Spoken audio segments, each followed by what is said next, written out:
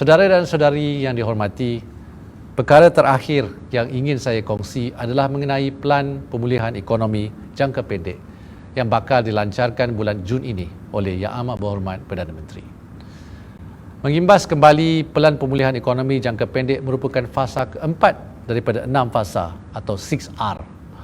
Dalam usaha kerajaan menangani cabaran kesihatan dan ekonomi disebabkan COVID-19, 6R tersebut adalah resolve ataupun ketegasan dalam mengawal COVID-19 dengan melaksanakan PKP, resilience ataupun ketahanan melalui pakej rangsangan ekonomi prihatin untuk meningkatkan kemampuan rakyat dan ekonomi, restart, menjana semula ekonomi secara teratur dan terkawal, melaksanakan strategi pemulihan ataupun recovery ekonomi, dan kelimanya revitalize, memperkasa ekonomi secara menyeluruh, dan reform, menyusun semula struktur ekonomi untuk kita melangkah ke era new normal.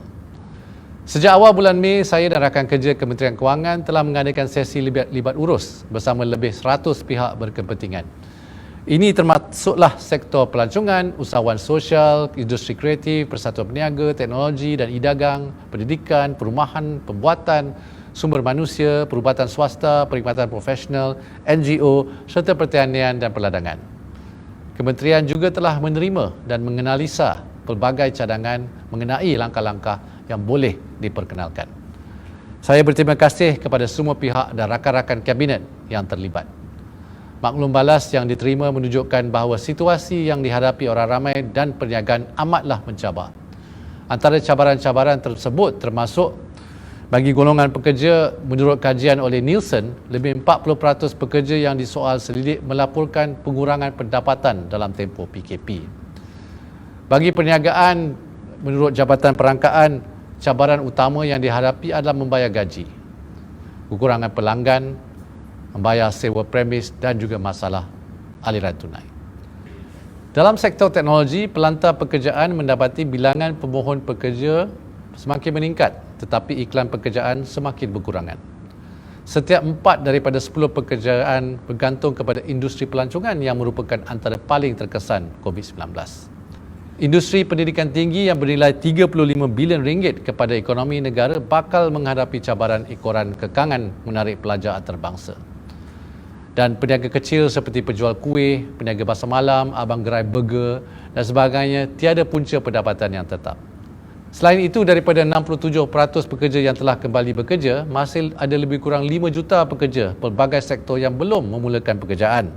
Ini disebabkan antara lain kerana di dalam senarai aktiviti dilarang ataupun SOP yang ketat untuk memastikan faktor keselamatan dan kesihatan terjamin. Menurut kajian Ipsos pula, dapatan menunjukkan bahawa 62% rakyat Malaysia sangat bimbang akan ancaman COVID-19 kepada diri mereka. Tahap kebimbangan ini adalah yang tertinggi di kalangan warga negara-negara lain. Ini menunjukkan bahawa rakyat Malaysia akan lebih berhati-hati dalam melaksanakan aktiviti harian. Tapi ia secara tidak langsung akan memberi kesan kepada sektor-sektor ekonomi seperti pelancongan dan perkhidmatan dan tempoh masa yang diperlukan untuk pulih kembali. Kerajaan juga peka kepada cabaran buat golongan mudah terjejas, the vulnerable population, seperti kanak-kanak, orang kelainan kupaya, warga emas dan juga golongan B40. Saya tidak berniat untuk memberi gambaran yang malap mengenai ekonomi negara. Namun ini adalah realiti cabaran yang bakal dihadapi dan perlu ditangani oleh kerajaan, dan kerjasama rakyat, sektor swasta dan NGO menjadi amat penting dalam usaha ini.